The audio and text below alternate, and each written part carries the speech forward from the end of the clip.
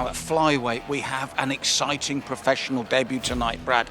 Lonnie Kavanagh. We saw him at Rise of Champions 6 win the amateur strap for Muhaddin Abu Bakr, and now he's making his professional debut. A lot of eyes are on this young man. Yeah, he's a very, very talented young kid, and like, he's a bundle of energy. You know, he's one of those guys who just out of nowhere could do a backflip and flip off this, flip off the cage there. And with his fighting style, he's very creative. He's what I call those modern day fighters who are very well rounded, and he doesn't have many weaknesses within his game. And that's why I'm looking forward to seeing him yet again in the cage tonight. Now for his pro debut, Brian, foreign opposition, young man from the Netherlands, known as a striker. Absolutely, he's taken on Glody, the African bomber, and the name sort of says it all. When I spoke to him as well, asked him about his fighting style, he just said brawler. So I don't know if Loney owes you some money in the gym or something, mate, but matching him against the African bomber is a tough test for Loney, but Glody's not come here to just get paid, and he shows that with his preparation, and when you talk to him before the fight, his attitude as well. So huge debut for Loney to take on Glody tonight.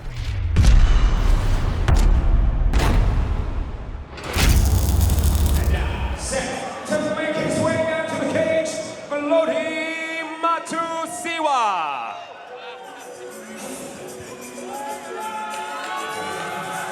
From the gym, burning heart, Glody Matusiwa making his debut here at ROC from the Netherlands, Brian. Netherlands indeed, and coming under the nickname of the African bomber, taking on a rising star here out of Team Titan in Loney, but this is somebody who's not fazed by that, somebody who describes himself as a brawler and wants to make this fight exactly that tonight. So Nathaniel, when Loney is taking on fights like this, it's a great step into the pro leagues, but it's got to be a dangerous one as well. Definitely, these are always dangerous fights that you can take, and you know, as we can see now, he's coming out full of confidence. Yes, he's got the moves, very slick and very calm. And as the away fighter travelling here to facilitate a rising star, the pressure's off him really, isn't it? The pressure, yeah, it certainly is off of him, because Loney, there's a lot of things expected from him, not just in this fight, but in his career. You talk about, just been speaking with Nathaniel about how they rate him in the gym. Brad has spoken to me many times about this young lad that is, and this is over the last couple of years, the young lad that is coming through the ranks. But he's coming off the back of a 4-0 amateur record here, Glody, and he wants to steal that hype, steal that thunder. And now set to make his way down to the cage, presenting Lonnie Kavanagh. And you can hear the pop for Lonnie Kavanagh. As we've been explaining, a lot of weight on this young man's shoulders, but that big smile says he's ready. Nathaniel, we saw last time out him beat Muhaddin Abu Bakr, who's probably put on the performance of the night here. That just shows the level that Lonnie's at now.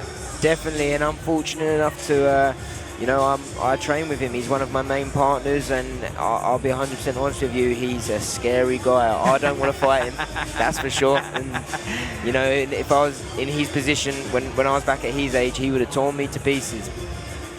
And what does that take us, not just physically, but commitment-wise, to be on that sort of level at this age? Well, Lonnie's a guy, he's dedicated his life to training. I remember seeing him fighting when he was about 14 years old, and, you know, I think we're going to see tonight a great performance. Arabi Sports sponsors ROC 7 on UFC Fight Pass. Now inside the cage, set for 3 5-minute rounds of action in the flyweight division. We introduce first the blue corner, standing 5 feet 6 inches tall and weighed in at 125.9 pounds. His debut as a professional, representing Burning Heart Fighting out of Hilversum, Netherlands, presenting the African bomber, Glody Matusiwa. And across the cage, his adversary in the red corner, standing 5 feet 5 inches tall and weighted at 125.4 pounds. Also his debut as a professional, representing Richmond Fitness, fighting out of Richmond, London, presenting Lonnie Kavanagh. When the action begins, your referee in charge, Sam Amidi.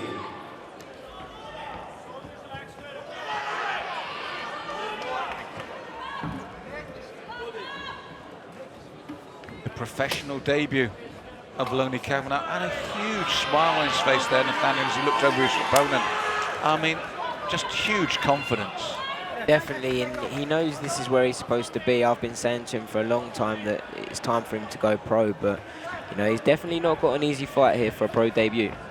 And Brian, as you say, you and I are in the industry in a different way to Nathaniel, and everywhere we go, we hear talk of this young man. He's certainly making waves, isn't he? Certainly making waves, and one of the names on the card that popped straight out in my eyes when Brad sent me over the lineup for tonight's show, and he's, like I said, he's spoken about him so many times. To finally see him fighting live is fantastic, but Glody is not someone you should take lightly. You just have to look at his physique to know that he contains power. Also, seems a bit wily. He's already switched stances a couple of times, and he's twitching, feinting.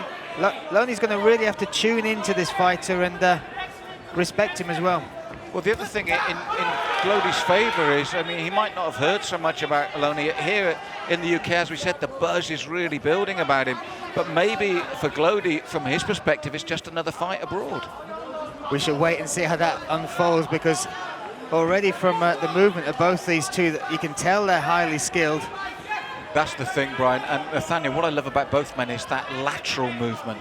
That's it. These, you can tell, are both two very experienced guys. They've had great semi-pro careers, and you know, I just love how explosive these two are right now. Glody going for a little trick there as well, feinting, and he's highlighted as one of his influences Frankie Edgar. Frankie Edgar does that a lot, feints to ankle pick the lead leg and then comes up with strikes. He did exactly that, but Yoni not buying it, as it were. Well, also, Glody threw a very nice, after he slipped, a very nice right hand that luckily Loney saw. We're looking at such sharp competitors and split-second reaction.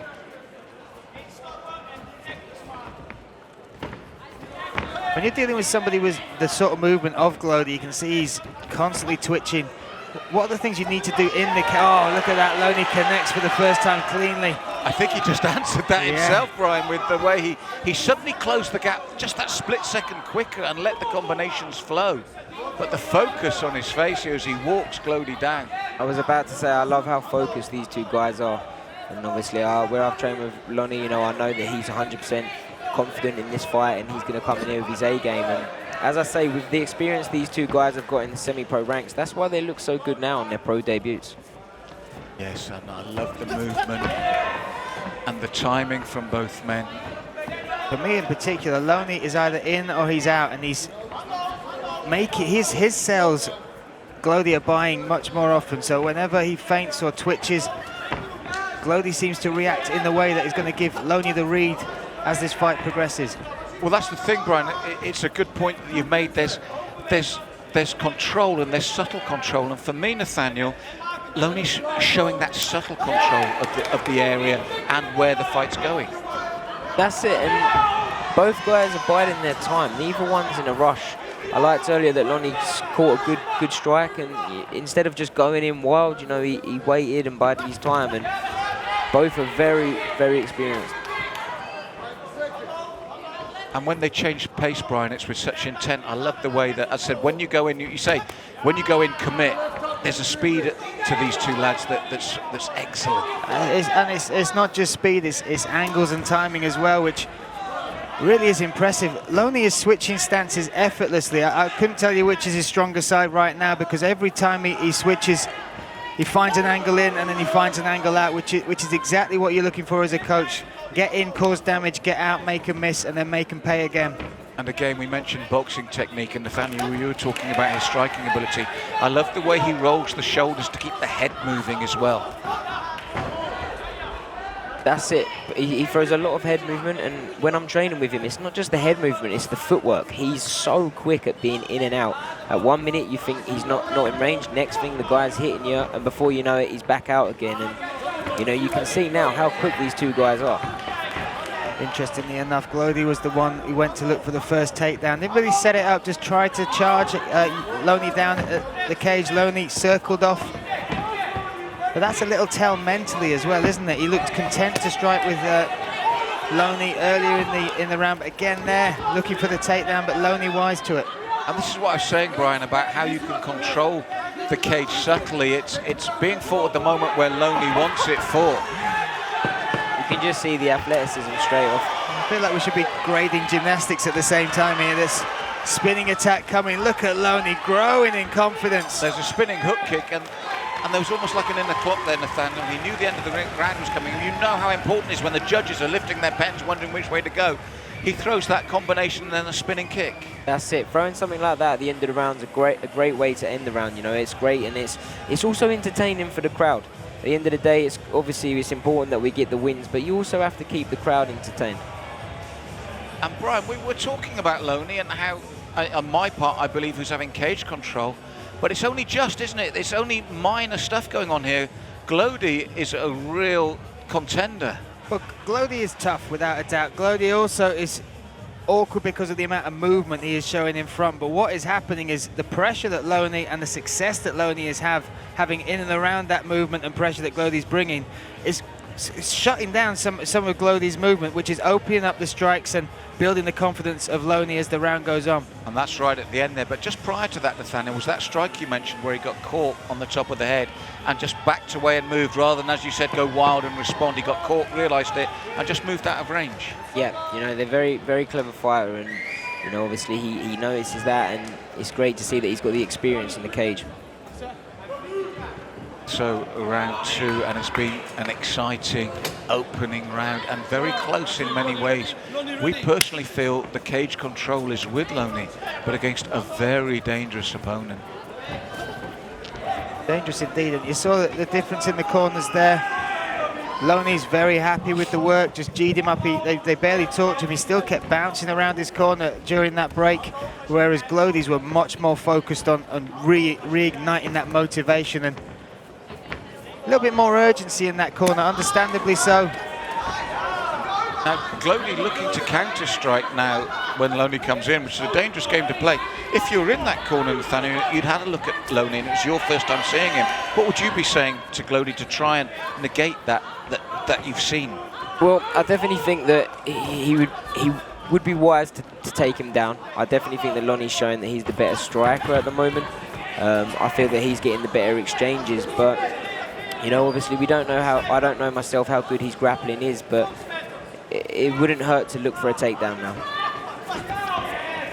And as Nathaniel was saying that, Glody got clipped again, Brian, and did go initially, change his mind very quickly for that double leg. Yeah, and I think that's a great change in game plan. Try and see what Loney's got off his back, but he's got to set those up. He's got to find an entry which is going to give him more success rather than an entry which is going to put him in danger, which he's done a couple of times now and got away with, but tries that 3 or 4 times.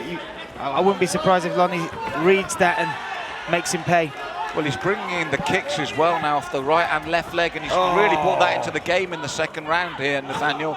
Those kicks. That's it. He's going for that liver shot now, and I feel that maybe he got one, and you know he can see it's hurt him, and he's looking for it. And going back to the takedowns, you know, where Loney's just constantly changing stance, it's so hard for him to read to take him down. Yes. Sam Amidi having to put some footwork in there as well. Yeah, that'll just give him an appetite there, Brian, Sam. See, that liver shot, it landed. Oh, and then the knee, what a jump! Oh my goodness. That liver shot landed, and Loney can sense that straight away. That's the second time that kick to the liver is connected, but this time visibly hurt Glody. And then he flew across the cage, Loney, and Glody on his back and in trouble for the first time. Explosive work. Talk about athletic. I thought Loney was going to end up in chair number 6 over there behind us. Wow. And that's that athleticism you mentioned, Nathaniel. Saw the opening, and then you also mentioned the entertainment value. We saw both just there. That's it, and I feel now that Glody, he's lucky to be in this position right now because he looked hurt with that body shot, and it'll be interesting now to see if Loney keeps it on the floor. Would you look for him to stand back up now, see if there's still some damage there that he can work to grow? I think at this point now, Glody would have recovered, so I wouldn't. You know, I'd stay in this position now and look to do damage. And as you can say, Loney's definitely going to be taking this round for sure if he stays in this position. Yeah, the round control as well, as we're inside the last 2 minutes. But I agree with Nathaniel. I think that liver shot really hurt him, Brian, and then the diving knee was almost counterproductive because he was so high, he flew over the top. Yeah, almost gave up that advantage and allowed that Glody to recover. But again, this is his first pro fight, so these are the lessons you're going to learn. And how important is that sort of decision making and the evolution of it as you become a fighter that's taking on higher and higher competition? Well, that's it. And as we said at the beginning, it's important to have that entertainment factor as well. And I feel that Lonnie's the type of guy where he's got a lot of experience, semi-pro. He knows this, and going for flying knees and stuff like that, it keeps the crowd guessing. Well, he's driving looks like he's getting the finish here, and he's got That's it. enough. Sam Amidi has called it. Great performance. What a pro debut. What a pro debut. And a Handy. backflip to finish. And a backflip to finish. Oh, here we go. And another one. Well, we were talking about the decision making. It made no difference whatsoever in the end. We both agreed, Brian, that maybe the exuberance that Nathaniel was talking about, pleasing the crowd, just a bit too high, lost his advantage. He brought it back very quickly. Absolutely, and look, there's good respect between these two. Respect there. But that is the first time that Lonnie has been able to use elbows in the cage, and my goodness, can he throw them? Nathaniel, put the overall performance in perspective. As you said, it's his first time as a pro. Huge potential, but like you are learning now, and let's be honest here, at the very highest level, the higher up he goes, those split-second decisions will be vital. That's it, and I feel that, you know, as we said, Glody, this is his pro debut as well, but we can see that he's a very talented fighter, and, you know, this is a tough fight for Lonnie, and, you know, I definitely feel that as the experience comes, he's gonna be able to take these fights, and, you know, he's gonna learn more and have a better fighter's IQ, but, you know, overall, I think it's a great performance for him, and I can't wait to see his next one. And Brian, as we saw there, that liver kick, he winced. And the jumping, we're talking about decision makers. If we're being ultra harsh, that was maybe the wrong decision because Glody was ready to go there. You step in, you finish. But although for us, in one way, it's the wrong decision, another highlight reel of a guy flying across the cage, which is the entertainment value you mentioned, Nathaniel. And he's got the result he wanted, which is superb. Let's hand it to Buddy Johnson. Our referee called a stoppage to this contest at 4 minutes 5 seconds into the second round. Declaring your winner by TKO with ground and pound, Lonnie Kavanagh.